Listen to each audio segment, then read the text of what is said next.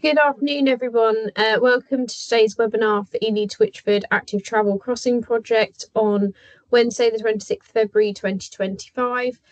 Before we get started, I have a few housekeeping notes to ensure a smooth session runs today. So mics and cameras, please keep your microphones and cameras turned off during the presentation to minimise background noise and distractions. That would be really appreciated. We have the Q&A function at the top of the Teams chat. So if you look at the very top ribbon, you will have chat, Q&A, people, raise, view. If you click the Q&A button, it will take you to where you can add questions, and we will deal with those at the end of the session. The presentation will run for approximately 20 minutes, after which we will move into the Q&A portion. Unanswered questions. If we don't get to your question during this webinar, don't worry, we'll do our best to follow up afterwards with answers via email. Please bear with us while we create the responses, as the consultation period is an incredibly busy period. The webinar will be recorded and made available on the Cambridgeshire County Council YouTube account and on the CAMS Consult website and on the Consult CAMS webpage. By remaining in the webinar, you are agreeing to being part of this recording. If you do not want to be part of it, please leave, and then you will be able to watch it at a later date on the CAMS Consult page, and then you can email in your questions to us that way. And finally, respectful participation. We ask that everyone remains respectful throughout the session, and anyone being disruptive will be removed from the webinar. So with that, let's get started by introducing the project team behind today's webinar. I'm Becky Court, a project manager within Complex Infrastructure for Cambridgeshire County Council. I'm responsible for project managing the current stage of the Ely to Witchford Active Travel Crossing project. Also presenting with me today is Charles Freeman.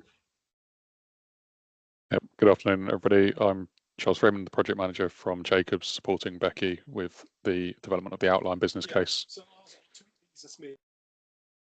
Behind the scenes, we also have several other colleagues from Jacobs UK.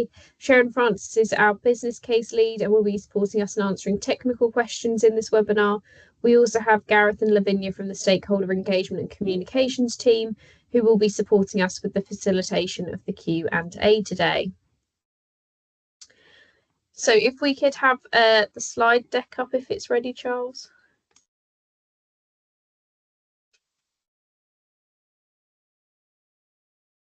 Thank you. So let's talk about the consultation process and what we'll be covering today.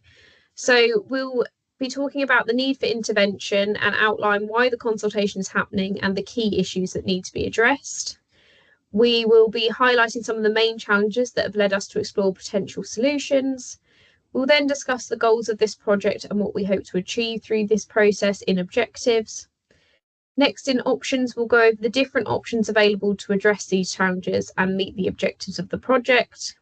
We'll look at the project timeline and how long it is expected to meet key milestones.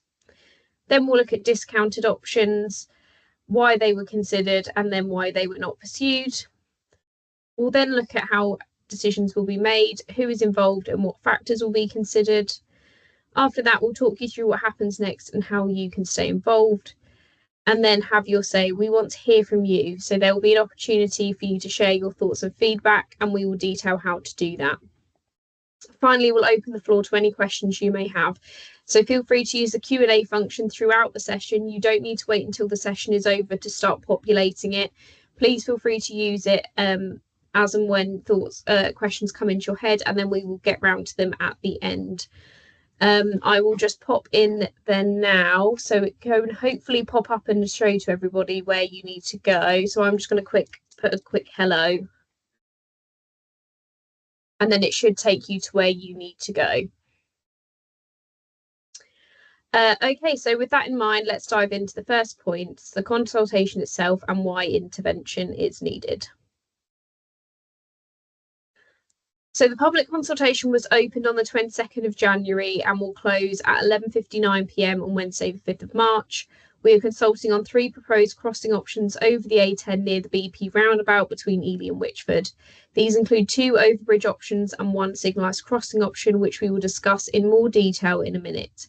It also includes potential additional elements such as onward connections to Byway 39 and St John's Road. We would be grateful if you could take the time to give us your feedback on the 3 options. This can be done in several ways through the official online survey, which is hosted on our Consult Cams platform. The QR code on the screen will take you directly to our consultation page where you can find the survey. You can also email us at ely2witchford@cambridgeshire.gov.uk with your thoughts, and these will be recorded and fed into the consultation analysis. Other ways to have your say and get involved will be detailed at the end of the presentation, but is also available on our consultation page found using the QR code on screen. Your feedback will help us determine which option should be chosen as the future crossing option. Next slide. Thanks, Becky. So moving on to thinking about the need for intervention then, the junction itself sees average daily traffic flows in excess of, the A10 itself sees average daily traffic flows in excess of 10,000. The junction saw over or just under 35,000 vehicles travelling through it when it was surveyed in 2024. So that's a significant amount of traffic. We also have seen since 2018, so pre-COVID to 2022, there was a 4% increase in traffic. Now, that is mainly surprising because in the middle of that, there was a pandemic.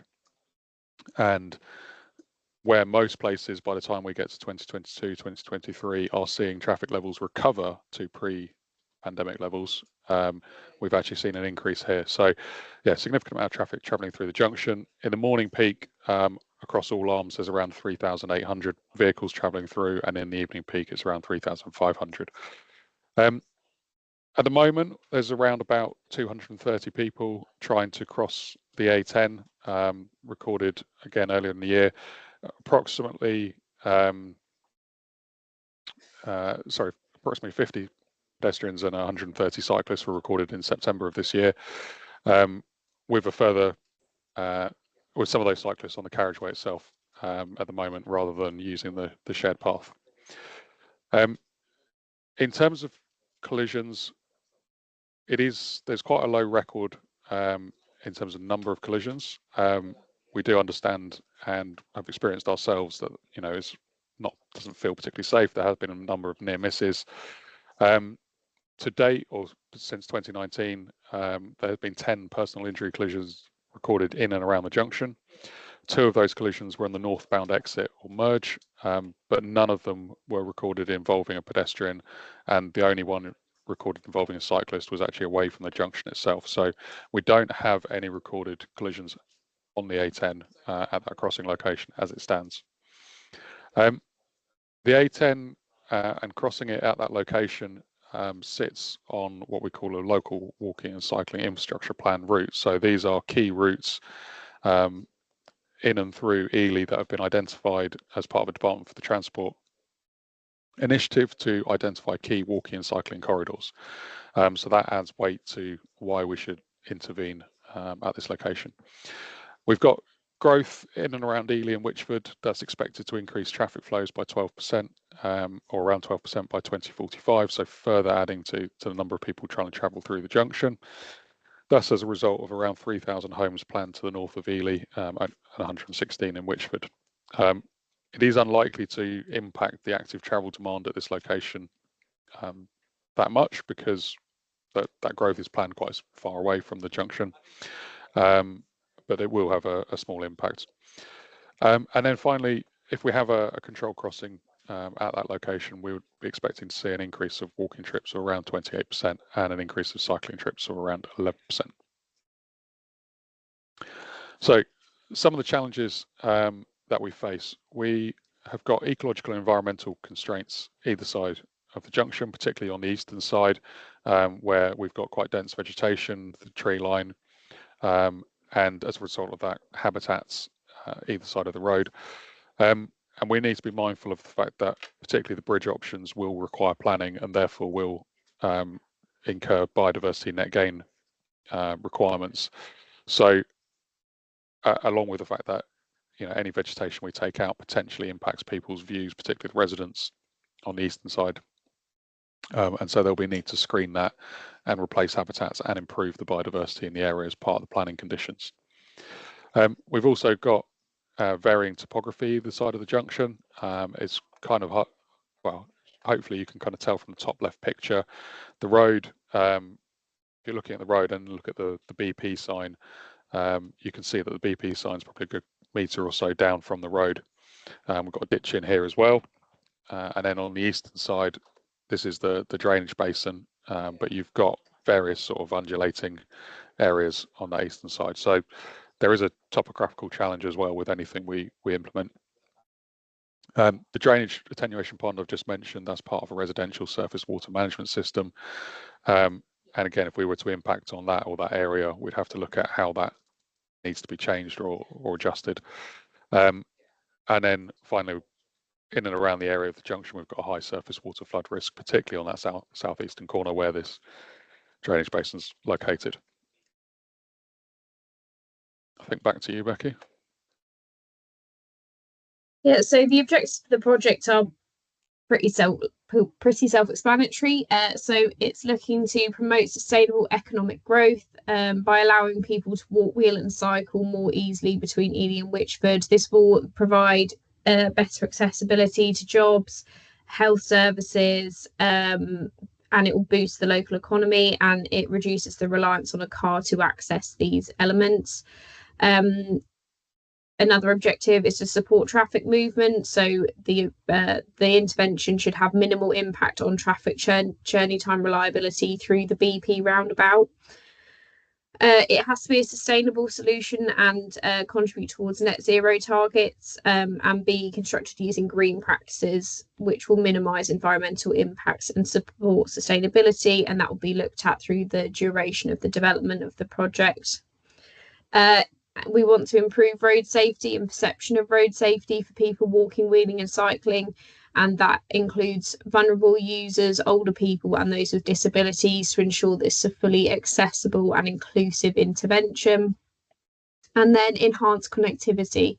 So we want to ensure that people feel empowered to travel independently for various reasons, from commuting to accessing education to going for a leisure trip, and accessing healthcare and being active themselves to improve their overall health and well-being.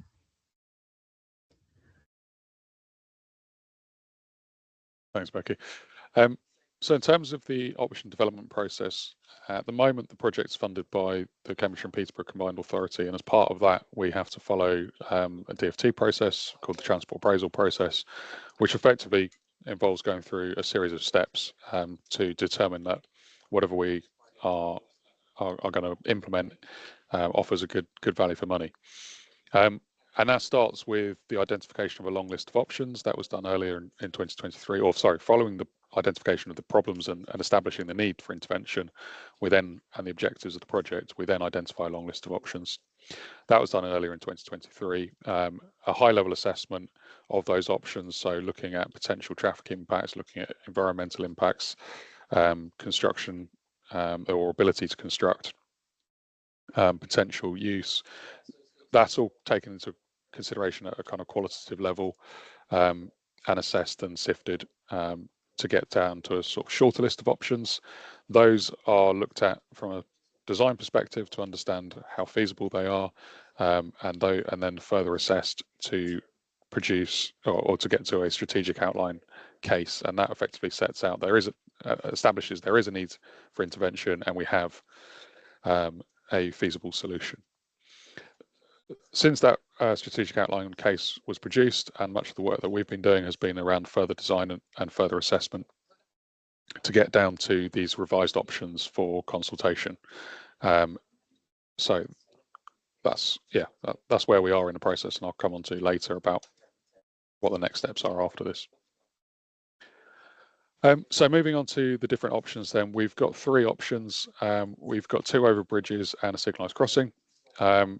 The first option we've called option A for the overbridge is effectively a bridge that will be located around about 20 metres from the roundabout. This would include switchback ramps for wheelchair users, cyclists, and then steps for able-bodied pedestrians. And it connects into the shared use paths on either side. The ramp gradient is appropriate for wheelchair users, or follows the design standards such that wheelchair users should not have to stop, and it also complies with design standards for cyclists. The length of the ramps effectively is the same as option B, which I'll show you in a minute. It just comes back on itself. So the distance you travel away from the junction before you come back is only half that of option B, whereas with option B you keep going before you get to the bridge. You'll see what I mean by that in a minute. This is very much a kind of indicative layout at this point in time. It's worth noting that the bridge structure itself and even potentially the layout could well change if it is chosen as the preferred option, and part of this consultation exercise is to get your feedback on what kind of things you think might be key within that. But some of the things to give you an idea might be the parapet heights, so the sides of the bridge, and any safety features that we might need to consider in more detail during the next stage. Again, likewise, the materials used to construct, the images on screen are kind of those of what we call a steel warren truss, but it could be that alternative materials are used when we get to the next phase if this option was progressed. As Becky mentioned at the beginning, we are also consulting on additional elements to these options, and that consists of the connection to Byway 39. So for this option would be effectively the ramp down from the structure itself would continue on north on both sides of the roundabout before it reaches ground level, where it would effectively become a bridle way, so a sort of grass gravel type track that would then continue up to the byway and connect into the byway at a gate on the western side, and just on the corner around near to the houses on the eastern side. The structure itself would have to be slightly larger because we're connecting to the byway, and effectively the route, the connection will be adopted as a bridleway. The structure itself will be slightly larger to accommodate usage by horse riders, and I've already mentioned the additional ramps. So overbridge option B, so this is what I meant by the ramp effectively continues on. The bridge itself would be located around about 120 meters from the roundabout. It would include long straight ramps. The ramp length effectively is the same as option A. It's just straight rather than coming back on itself. The gradient remains the same. In this situation, I think we wouldn't be looking to remove the existing uncontrolled crossing, let's put it that way, I think, as it currently stands. That's not to say that couldn't change, but with this option, given that it is quite a distance from the junction for people to walk and cycle, we are at the moment proposing to leave in the existing uncontrolled crossing so that those, if they wanted to, could still cross there. Again, it connects to existing shared use paths on either side. At the moment, we're showing the connection on the east coming through and connecting to the shared use path behind the houses, but we've already had feedback around that connection in terms of lighting, personal safety, the width of the point at which it connects in, and so that kind of thing would all be reviewed again if this was taken forward as a preferred option. Again, we've got this variant where we'd have connections to Byway 39. So again, the structure itself would be slightly larger, and then we'd have these additional ramps, which effectively would be very similar to what you see on screen, but heading north in addition, before they reach ground level, and again a short section of track connecting into the byway. And then finally we've got the signalised crossing. So this is a ground level, what we call a toucan crossing, so that's a shared crossing for pedestrians and cyclists. It would be located around about 20 meters from the roundabout, so just a bit further up from where the existing uncontrolled crossing is. That uncontrolled crossing would be removed, and we are also proposing to remove the merge on the northbound exit on the A10. The reason for that is it was flagged as part of a safety review that retaining the merge would be unsafe, and so we've proposed to remove that. how it would work is a pedestrian, cyclist, wheelchair user would arrive at the junction, press the button, and relatively quickly would be able to cross. There would be an allowance of time before it could be called again, but given the demand, we're not expecting that people would be standing there constantly pressing the button, it going red and traffic being held up. What we'd expect is that the traffic that does build up while it's on red clears before it goes red again. So yeah, there'll be a short-term kind of impact, but hopefully it would clear before before it goes red again. Again, it would connect into the existing shared use paths on either side, so that's coming around the corner from Ely and from Witchford, with additional street lighting provided as well to light the junction. As with the two bridge options, we've also got the variant option connecting to Byway 39. The fundamental difference for the crossing itself would be that the crossing would become a Pegasus crossing, which would involve having additional space for equestrians to enable them to cross. And then again, we'd be looking at a new bridleway connection on either side. And on the eastern side, we'd also be looking at an additional shared use connection that would take you into the existing shared use path behind the housing. Final thing to mention on this is that on all approaches of the roundabout, with the exception of the approach from Ely, because that's already a 30, we'd be looking to lower the speed limit to 40 miles per hour, so that as you approach the junction, you know to slow down, and so that you're travelling at hopefully a safer speed if the crossing is on red and not trying to floor it when you come around the junction. So a little bit of a comparison then between the options. So in terms of the safety, both bridge options would completely separate people who are walking, wheeling and cycling from vehicle traffic if they choose to use the bridge. And the signalised crossing, again, would allow people to cross without having to interact with the traffic, but they are still on the road itself as opposed to separated from the road. For those that are walking, over Bridge A would be a longer route probably than the signalised crossing. But if you're able to take the steps, then it would provide a quicker and more direct alternative to the ramps, and probably would be more comparable with the signalised crossing. The overbridge B would be a longer route, and there's no steps, so as an alternative to the ramps, so would just be longer for pedestrians, whereas the signalised crossing would be the quickest and the shortest route for people who are walking. Likewise with cycling, the route, both bridge options would be a longer route than using the signalised crossing, and the signalised crossing would be the quickest route for people who are cycling.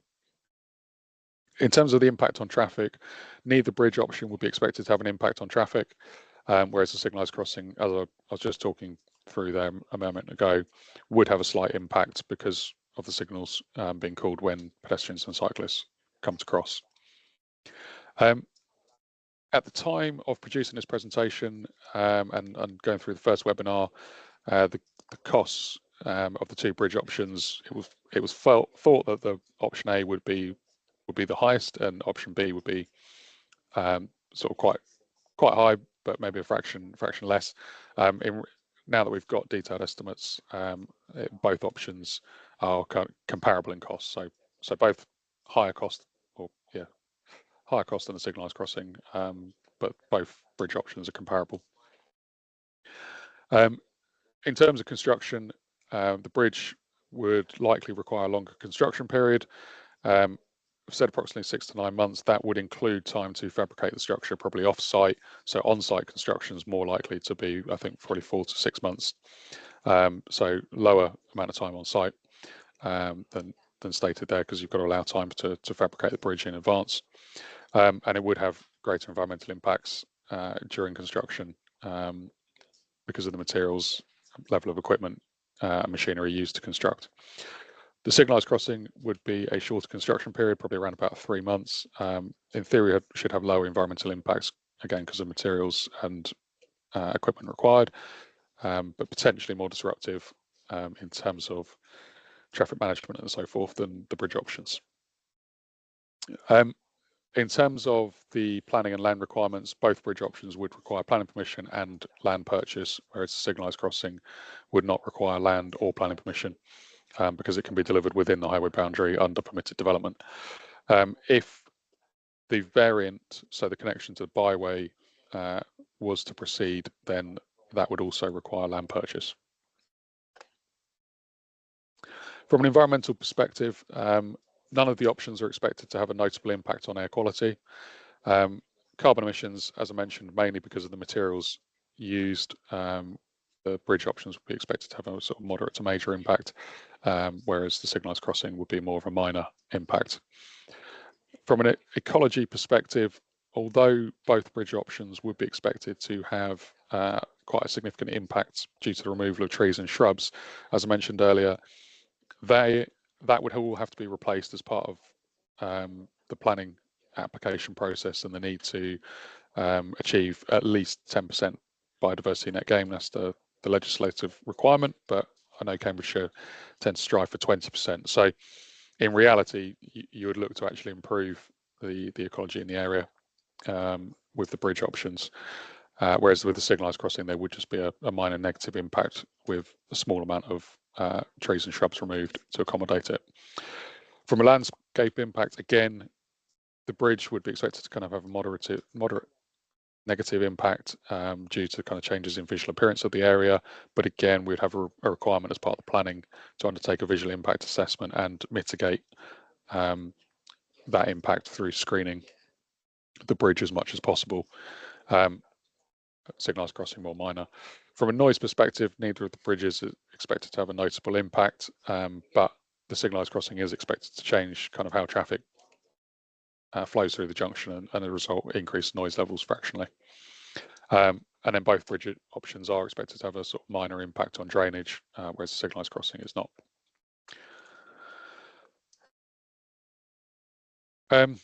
In terms of the project timeline, so slight difference in time, mainly because of the planning process that the bridges will be required to go through in comparison to the signalised crossings. So, excuse me. Where we are at the moment is obviously undertaking a public consultation. Around about spring, we hope to confirm the preferred option, and by the summer, we hope to have had the outline business case approved by the combined authority.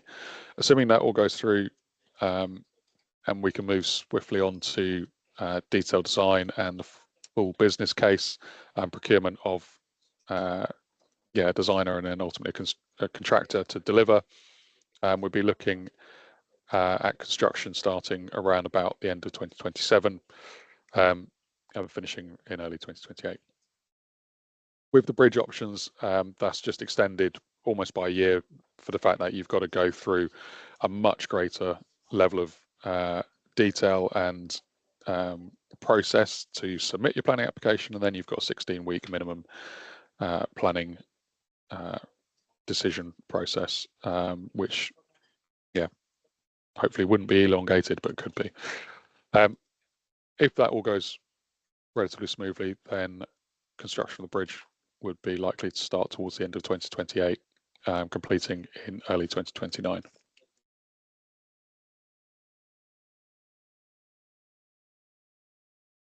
Do you want me to run through these, Becky? I can't remember what we said now. You can run through them. Awesome. Okay. So some of the options that we have looked at in the past, or that were looked at rather in the past and were discounted, included underpasses. So different underpass options were considered both north and south of the BP roundabout. They were discounted for various reasons. Drainage, I mentioned, obviously there's a big high surface water flood risk in the area, so there'd be need to prevent flooding of the underpass, which would be added cost, added challenge,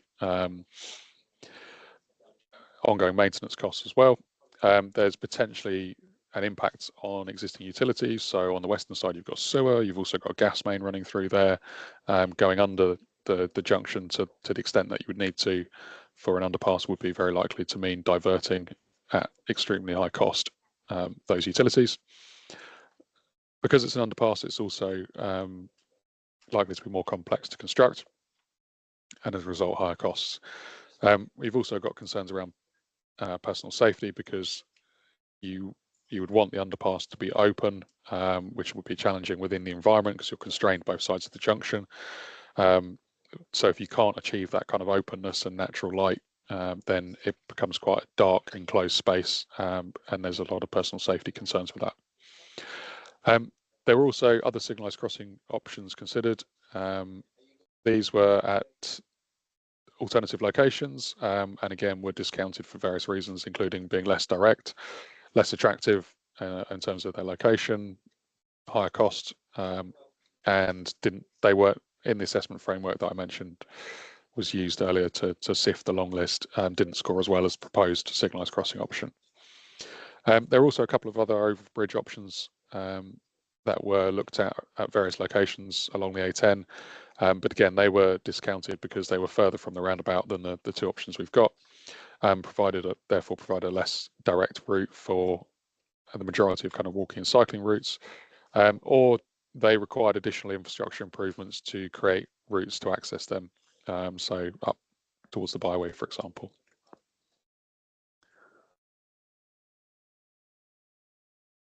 Thanks, Over Charles. to you, Becky. Yep. Yeah, so let's take a closer look at our decision-making process. As you can see, we've considered multiple factors to ensure that we make the best choice moving forward. We'll begin with environmental considerations. It's crucial to assess any potential impacts on air quality, noise levels, and the surrounding landscape, and we need to make sure that these are managed appropriately to minimise any negative effects. The preferred option should also align with relevant national, regional and local policies. This alignment ensures that the project supports broader policy goals and complies with regulatory requirements. We'll also weigh up the benefits against the costs, and the chosen option must demonstrate sufficient benefits to justify the expenses involved. Additionally, the selected option must fulfil the project's objectives as much as possible, ensuring that we're meeting our intended goals effectively. Construction is another key consideration, and we need to account for the duration, complexity and risks associated with the works involved to avoid unexpected hurdles. And then public feedback is an essential part of this process. We value the insights and perspectives from our community and partners, which play a crucial role in shaping our final decisions. So together, these factors help us approach decision making comprehensively and responsibly. So let's talk about our next steps. So what we'll be doing, so this is what happens from here. So we will be doing public feedback analysis, where we will carefully review and analyse all public feedback. Your input is invaluable, and it will be fed into the final assessment of the available options to ensure that community perspectives are considered in the decision-making process. Secondly, a decision on the preferred option. Once all feedback has been assessed alongside technical, environmental and financial considerations, a decision will be made on which option is preferred. This decision will be based on a balanced evaluation of the best possible outcomes. After the preferred option is identified, an outline business case will be prepared and submitted to the combined authority. This is a critical step, as approval from the combined authority is required for the project to proceed to the next stage of development. And then what this means for you. So while these steps are underway, we will continue to keep stakeholders informed. There will also be further opportunities for engagement and consultation as the project progresses towards construction. We appreciate your time and effort and input in shaping this process and for attending today's webinar. So let's talk about how you can have your say. So you can have your say in several different ways. So online, you can go online with the link that's on screen and complete our consultation survey, or you can use your smartphone camera to scan the QR code that's on the screen. It should pop up the little link. If you click it, it will take you there, and you can then fill it all in. By post, so you can contact us to request a paper survey or have a survey sent to you.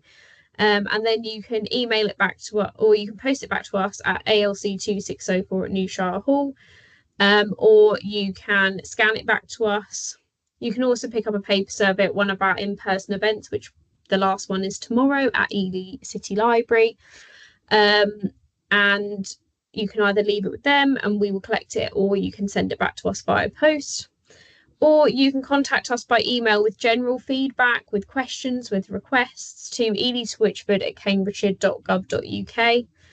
And make sure it's just clearly marked as either feedback or a question, but it will be picked up and dealt with appropriately. Or you can attend our next in-person event, which I said is tomorrow, 27th, 10:30 a.m. to 2:30 p.m. at Ely Library in the meeting room. However, I think we might spill out a little bit. But myself, Charles, Sherin, and some other team members will be there to answer any questions and to take on some feedback. And then you will also be able to attend the unattended exhibition throughout the consultation until March the 5th in the foyer of Ely Library, where you'll be able to pick up brochures, paper surveys, leaflets, and engage with the display boards in a way that you would like.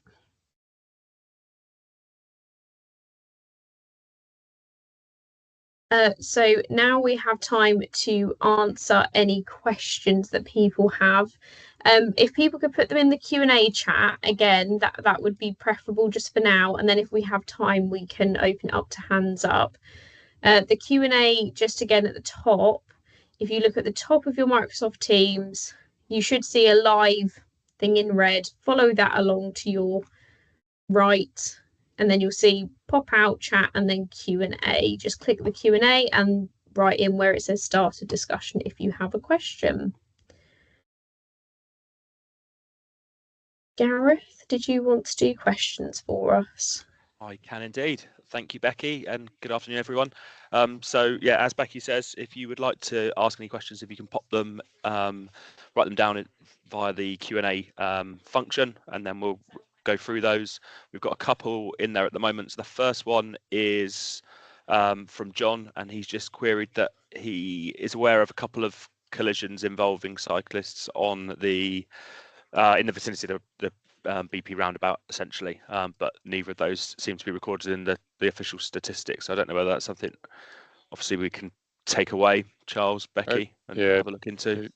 I think Sharon, you might jump in. I think I'm correct in saying that the statistics come from those that are recorded by the police. So if they're not reported, if they're not reported, to the police, then they won't be in there. So this is where, as I say, we are aware, sort of anecdotally, of these, and people have mentioned it to us, and we can see for ourselves, or we've seen for ourselves, what it's like. But it does make it the case much harder without reported statistics, shall we say? Okay, thank you. And then the other question is from Andrew. So Charles, within your presentation, you mentioned that the existing merge lane on the northbound carriageway from the BP roundabout would be removed for safety reasons for the signalised crossing option. But Andrew's asked whether there would be an impact on that merge lane with the overbridge options. Yeah, so at the moment, no, there wouldn't. We'd be retaining that. I think it's probably worth noting, though, with option A, that particularly because of the switchback ramps, we have to take a bit more land, and it's therefore pushing or encroaching into the service area. So it's possible that it could be looked at in terms of taking out that merge to move the bridge away from the service area a bit. I'm not saying that's going to happen, because the way we've designed it at the moment is that merge lane is retained, but it's probably worth mentioning that at this stage. With B, it's a single ramp, so it's less likely that we'd need to remove the merge lane.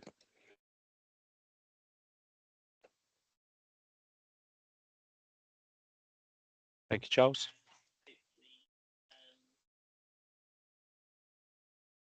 Sorry, I'm just seeing. Is that something you just put in, Becky? Yeah, so Linda posted a comment on my original hello, so I thought I'd just post it at the top for you guys to see. Oh, I hadn't seen that. Thank you. So sorry, just reading. So one of the requirements is minimal impact on journey time through the roundabout. If this new route is to be well used, the crossing route must have an impact. So I guess more of a comment than a question. But Charles, I don't know if you want to come back on that. Yeah, so to date we've done what we call sort of junction modelling. So that we've taken a future year, including for allowing for traffic growth and allowing for increase in the number of people forecast to use the crossing, and taken a view on how often that crossing will be called, and then modelled the impact of that. Now, I think it's probably worth saying that at this stage, the modelling shows that there'll be a minimal kind of impact of the crossing. As I said, it'd be expected that any queue that does build up when the crossing's called clears before it's called again. However, if the signalised crossing was looking like it was going to be the preferred option at the end of this process, then there would be further traffic modelling done using micro-simulation software, which models the interactions between vehicles, between pedestrians, vehicles, and so forth, much better than the kind of tool we've used at the moment. So we'd have a much better understanding, and I think then a final decision would be taken based on that traffic modelling. Yeah, hopefully that answers it. Thank you, Charles. There's then a question about whether the RSPB and RSPCA have been consulted and asked for suggestions and monitoring of the process. Becky, I don't know whether you want to come in on that one. Oh, sorry, I was wondering which process, but nesting and hibernation seasons, etc. So, Jacobs have a very comprehensive ecology team who understand the requirements for the season, the monitoring and developing the PEAs and things like that. But we have been in contact with East Cambridgeshire District Council, who also have provided us with further information from their Green Spaces team, who have their own more detailed community contacts to support us in this area. But I'm sure we will be liaising with other stakeholders to support us with this kind of thing in future rounds. But we do have a really comprehensive team who understand the necessary process of monitoring things like nesting and hibernation seasons within Jacobs. Thank you. And then there was a further comment from Linda about the importance of ensuring that equestrian users' kind of needs are kind of incorporated into whichever option is selected. So I don't think there's a question as such, but a point that that should be a consideration as the project moves forward. So again, I don't know, Becky, whether you want to come back on that point. So obviously, as you can probably appreciate, that the additional elements that would be required for equestrians cost a lot of money to the project to increase sizes of the bridge, parapets, etc., things like that. So, and it's not saying that it couldn't be done, but it is saying that to secure funding, we have to demonstrate a positive benefit cost ratio. And this means that the benefits need to justify the costs, and demand for this plays a crucial role in that BCR development. And at the moment, we don't have the data like we do for pedestrians and for traffic. We don't have that data, that demand data for equestrians in the area, which is why the public consultation is so important. It allows us to gather evidence to understand the importance of the inclusion of equestrian features for this intervention. So what we'd say is that if there is significant equestrian demand, this needs to be demonstrated through responses to the public consultation survey, emails, feedback, email feedback, any form of feedback, letters of support from individuals or organisations. And it needs to be shared widely with the equestrian community within Ely and Witchford to be able to demonstrate that demand so that it can be fed into a business case. So I hope that clarifies. Thanks, Becky. Linda's asked if she can kind of speak and ask her questions directly. So if you're happy with that, I think she wants to come back on a few points and perhaps raise some new ones. Are you content with that, Becky? Yep. Linda? Okay, thank you. Good afternoon, everybody. So my name is Linda Ward. I am the County Access and Bridleways Officer for the British Horse Society. I cover the whole of Cambridgeshire. So really, I am probably the person that you will be talking to regarding equestrian access. I have been involved in this project from the get-go. It links to a byway, as you have recognised. Therefore, it must include equestrian access. The fact that that road failed to reconnect existing rights of way is something that we're coming up against now as being a problem. Had that been carried out at the time of the construction of the road, we would not be in this position now. You may or may not be aware that recently there have been a number of signs erected on Witchford Road. They've been erected by a joint exercise between the Cambridgeshire Constabulary and the British Horse Society because of the number of dangerous incidents that have been happening along that road. A shared cycle and pedestrian path has been created alongside that road, which in actual fact is contrary to the highway code because it brings cyclists, fast-moving cyclists on the inside of horse riders, which is contrary to the highway code.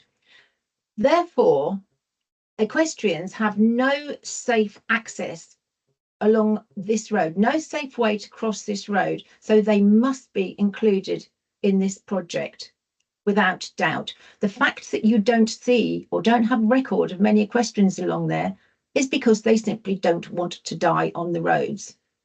You can equate it to two villages either side of a raging river. You can't use the fact that not many villagers actually don't want to die in the water to the need for a bridge. So there is already an existing need. I question your statement about the extra expense for including horse riders.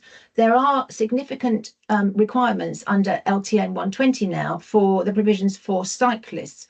The only thing that's required that's a little bit extra is a slightly higher parapet, which is no bad thing in terms of safety over such a big busy road. There's also the option of using mounting blocks if funding was simply unavailable, which is pretty ironic, really, given the amount of money that's being spent. Also, in terms of a Pegasus crossing, the fact is that horses don't really need any more space than cargo bikes to turn around. I think I have sent to the team who is doing this project examples of the crossing at Babram on the 1307, where all that's needed is at the back is a pole with a high level button on it. Now, this is not only used by equestrians, but it's also used by hand propelled bikes and recumbent bikes, which are used often for disabled people. They find that useful, and also cargo bikes, because I don't know if you understand, but both horses, recumbent bikes, hand-propelled bikes, by the time the actual rider is able to press a button against a road, either half the bike or half the horse is in the traffic flow. So that the need for a crossing with sufficient space to enable users to turn is effective for all users, not just for equestrians. That's a really important point to take on board. Yeah. I did put, actually, I think you said that there's no impact of the crossing on air quality, but of course, if you stop traffic and it idles, surely there must be an impact on air quality at that point. I mean, it doesn't make a difference, but I'm just questioning your statements. So thank you. Anybody want to come back and ask me any questions? Thanks, Linda. I think there's some interesting points that you made. I do take the point, obviously, if it's not safe, people wouldn't use it. So hence why they're not using it at the moment. Yeah. It's dead end as well. Understand that. But I think, the point Becky was trying to make was it's very difficult to understand potential demand. So hence why the public consultation in this instance is so important, because whereas with cycling and walking and vehicle trips, we can estimate potential demand more easily. We don't have the sort of underlying data that helps us estimate potential equestrian demand. So I think that's what kind of... I appreciate that. But you also have to ask yourself, actually, if someone is going for a leisure journey, would they want to walk along Witchford Road, or would they, if they're going for a walk across and into the countryside on the other side, would they not prefer to actually use the safe off-road route, which is the byway? So Yeah, I think your traffic along there could be well enhanced. And I would just remind you that any changes to the byway would require a change of surface application. Yeah, no, absolutely. I think it is, again, that's part of the reason we've asked the question in the consultation, why people are currently trying to cross the junction, because we recognise that people on the byway at the moment will probably be there for leisure purposes, whereas people crossing at the junction itself are more likely to be travelling, potentially for work or other reasons. Because as you say, having been around the area, I would much rather walk along the byway if I was going out for a stroll with my dog. But exactly. So rather than talking about horses, in some ways you talk about soft surface users as what we users of the rights of way network. And if you're going to have more houses in Witchford and around the area, there's going to be more people that are out and about wanting to use leisure routes. And we know how important those sort of routes are for well-being, etc., etc. So I really am putting the case here very strongly. Yeah, thank you. Okay. And just on the last point about the air quality, I think it's an odd one, because I completely take the point. If traffic's idling, you'd think it worsens air quality. The way these calculations work is it's based more on speeds and traffic volume changes, which yes, there'd be a change in traffic speed, but we're not expecting a change in traffic volume. So hence why it's sort of deemed to be kind of minimal impact. I'm not against the road crossing, by the way. I'm just questioning. Yeah, no, that's fair enough. Okay. Thank you. Thanks, Charles. There's a few more questions in the chat, so I can see Sharon's come back on one of them in terms of statistics for pedestrians using the crossing at the moment. So that one is answered. So yeah, I don't know whether there's anything in addition you want to say on that, Charles. I was going to say, I think the question was specifically pedestrians, and we just said total. So I think pedestrians was around 60. I think it was on average per day in September. Obviously, people who are choosing to walk or cycle do tend to vary over the course of the year, shall we say, because as we head towards winter, it's darker, it's colder, it's less attractive to walk and cycle. So there is that kind of seasonality factor. But yeah, from the September 24 counts, it was about 60 pedestrians. Thank you, Charles.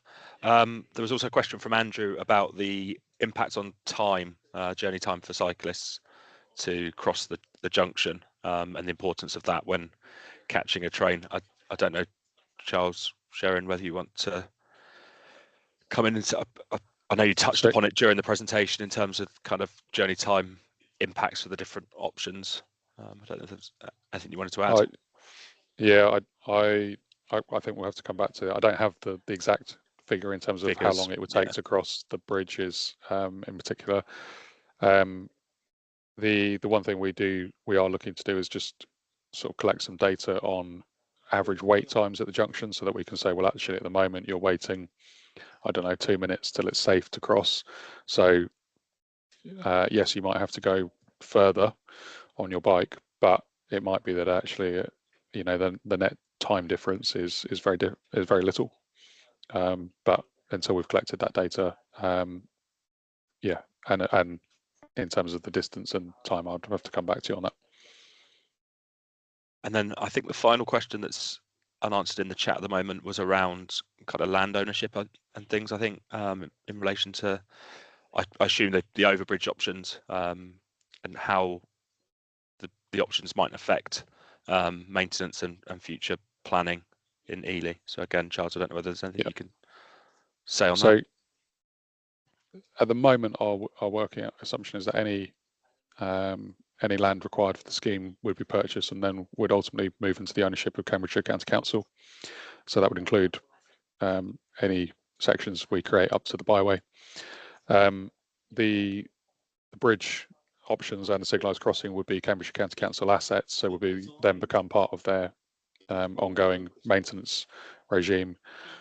In terms of how I guess building future and planning permissions around Ely, I'm guessing it's about future development. We're not expecting this to influence that in any way. But yeah, I don't think there's any plans at the moment to sort of build around the junction. And I don't think this would necessarily change that. Yeah, it's up to the local planning authorities to identify sites and set out why they're the best in terms of future housing growth. So that at the moment would be East Cambridgeshire District Council. Thank you, Charles. I think that's the last of the questions, unless anyone's got anything else they wanted to ask before we round up and close. If not, I'll hand back to Becky. Can I just sorry, it's Linda again. Can I just jump in? You've got Please if you do go for the bridge option, please can I ask that you build a nice bridge? That sounds like a funny thing, but the bridge that you got on the, I know it's only an infographic, but it doesn't look a very nice bridge. And I just wonder if you'd take a look at what I think they're building right at this moment at Walsh Beach. Yeah, this is an entry road into Ely. It could make a beautiful welcome along that road and give an idea of what a beautiful city Ely is. Thank you. Yeah, don't worry, Linda. A lot of thought is going into how the bridge is going to look nice, much to Charles's frustration occasionally. We're thinking about how nice the bridge will look, so to do the area justice. So don't try not to worry too much about that. It's being thought about. Perfect. Well, thank you so much, everybody, for attending. We really appreciate it. If you have any further questions, yes, this recording will be made available to the people who were not able to join. Thank you to everybody for attending today. If you have any further questions that pop into your head after we've finished, please feel free to email Ely to Witchford. I can pop it in here now. At Cambridgeshire. With any questions that you've got or comments, feedback, and then that can be recorded and placed into our feedback for the public consultation, and we can try and get a response to you before the 5th of March. I think we're allowing about 7 days leeway for written feedback, letters of support, that kind of thing. So it doesn't have to just necessarily be questions that come into there. You can provide feedback and that will be recorded and picked up, and you'll get acknowledgement that it has been picked up as well. And then the slides will appear automatically with the recording, so but I can see if I can get those uploaded onto Consult Cams too. I will try my best, but if not, they will be on the delivery. That's just in response to TH. Thank you, everybody, for attending. We really appreciate it. If you could ask your networks to fill in the survey for us or provide us with some feedback, that would be really helpful. And hopefully we can get as many responses as possible for before we close next Wednesday. So thank you again for your time. Thank you. Bye, everybody. Bye. Thank you. Thanks all.